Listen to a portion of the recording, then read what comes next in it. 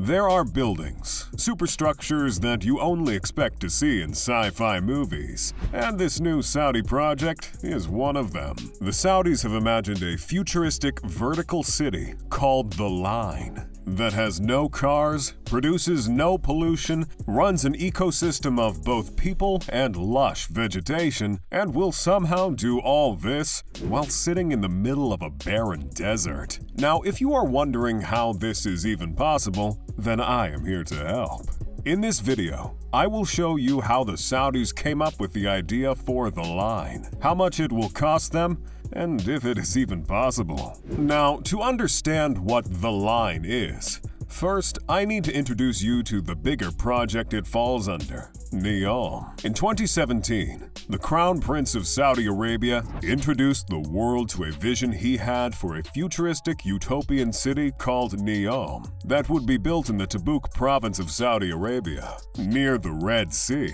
The area is located on the Gulf of Aqaba and the Red Sea, with the Straits of Tiran connecting both of them. On the opposite side of the Tiran lies Sharm el-Sheikh, which is an Egyptian city that is a tourism hotspot and is one of the most popular and expensive seaside resorts in Egypt. Most likely, the Saudis have been watching this success with some envy for some time, and the entirety of NEOM could be an effort to duplicate that success. So, what exactly is NEOM about? NEOM is a collection of futuristic superstructures that is at the center of an initiative called Saudi Vision 2030. This initiative is the country's method of reducing its reliance on crude oil, diversifying its economy, and accelerating research in several science-based fields. Now, NEOM itself is divided into three main parts. The first part is Oxagon. At a basic level, Oxagon is a $500 billion futuristic floating structure lying on the shores of northwestern Saudi Arabia. It has an ambitious design, an octagon-shaped megacity that the Crown Prince has proclaimed will be a paradigm where people, industries, and technology can interact in harmony with nature. Half of the city will float on the 600-meter-deep Red Sea, and it will have the largest hydrogen production facilities, forming the basis of its hydrogen economy. There will be no cars, only high-speed rail transit systems. However, it will feature air travel and ports that will have a capacity of around 3.5 million TEUs, making it one of the biggest in the world. The second part of NEOM is Trojena, and it is here that the Saudi ambition is taken to a completely different level. Trojena will be a world-class destination carved out of or into Saudi Arabia's highest mountain range. We are talking about a superstructure on mountains as high as 1,500 meters to 2,600 meters above sea level, and it will cover about 60 square kilometers. But that's not even the most impressive part of the project. The climate in these mountains varies between months, so the NEOM team will create different experiences for different times of the year. Eventually, there will be a skiing resort, music festival, mountain biking,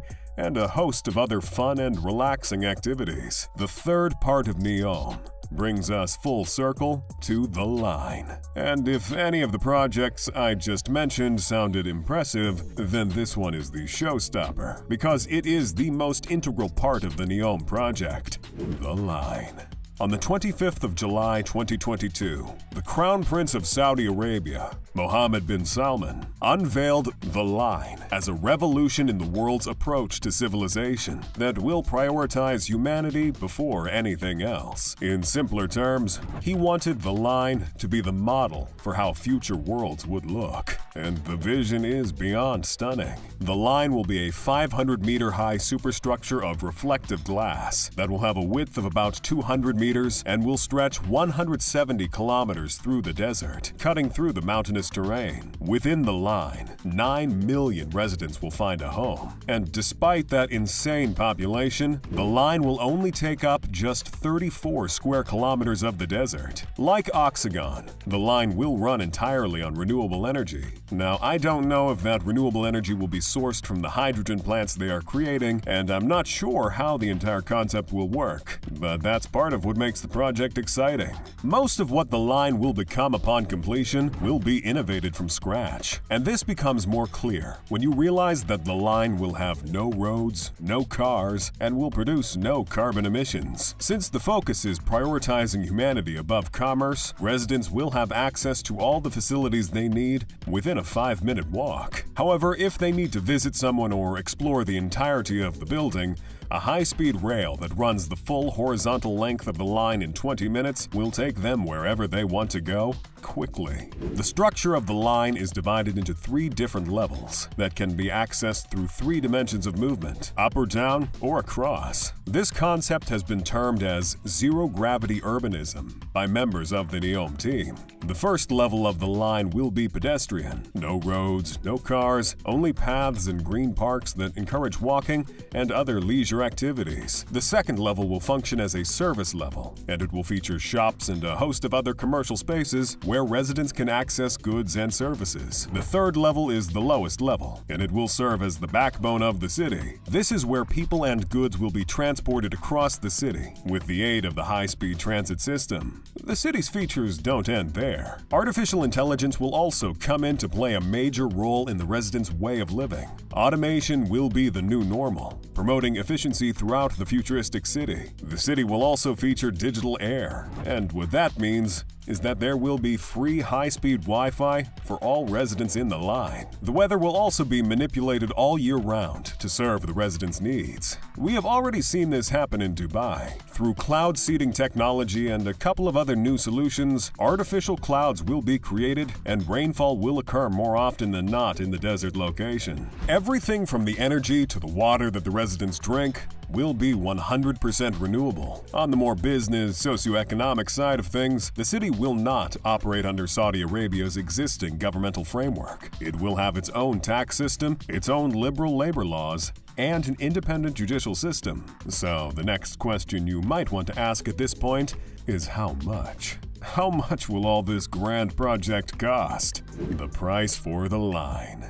To answer the question of how much a project as audacious as the line will be, first we need to go back to 2017, when Project NEOM was first announced. At the time, a lot of ideas were thrown around. On one hand, the team spoke about having flying cars, robotic stewards, and a couple of other sci-fi inspired elements. But it sounded too good to be true, and no one believed it would see the light of day. But the critics wouldn't be the first to underestimate the will of the Sauds, and in 2019, construction officially began. The first slated time of completion was 2025, but several delays pushed that date further down to 2030. At the heart of the delay is the fact that the project was slated to cost $500 billion, and this insane sum was going to come from the Saudi government and the Saudi Arabian Public Investment Fund, a sovereign wealth fund chaired by the prince himself. However, recently that cost has doubled, and now the NEOM team have stated that any hopes of a 2030 completion will require at the very least a sum of $1 trillion. But if you ask me, I think they are still grossly underestimating how much NEOM will cost. The problem with projects like the line is that only estimates can be made, but no one can accurately tell how much a futuristic linear city will cost. Why? Well, because no one has ever made a futuristic linear city, and so $1 trillion is a conservative estimate. The line will probably cost twice as much, if not more. It happened with the Panama Canal expansion. A project that was meant to cost $4 billion went on to cost almost $6 billion.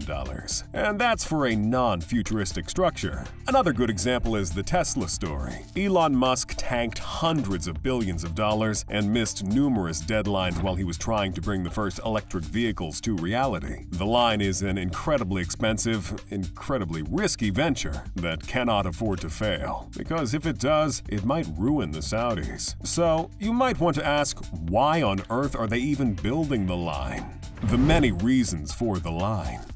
Saudi Arabia has been in a rebranding phase ever since the Crown Prince Mohammed bin Salman took the reins of power. He might not be the king, but everyone knows he is in charge. And the reforms he has made over the following years have eased up many of Saudi Arabia's strict laws. Today, Saudi women can now drive freely, and they can also travel without the aid of a guardian or their husband. So, Saudi Vision 2030 is the Crown Prince's response to Dubai and Abu Dhabi. And if he is successful, Neom will be the #1 travel destination in the world, which will take the kingdom's economy from oil to tourism. On the other hand, there has been a huge population increase in Saudi Arabia, especially in the younger demographics. At the moment, Saudi Arabia has a population of under 35 million, and by 2030, that number is expected to be north of 50 million. This means that more jobs need to be created in the coming years, and a project like The Line can create up to 380,000 new jobs, which will definitely help to keep unemployment at bay. These jobs will serve the 9 million residents of The Line and the 100 million annual visitors it is expecting to have by the end of the decade. You can already imagine the positive financial impact those figures will have on the Saudi economy. Let's be realistic for a second and ask a very important question. Will The Line ever become a thing?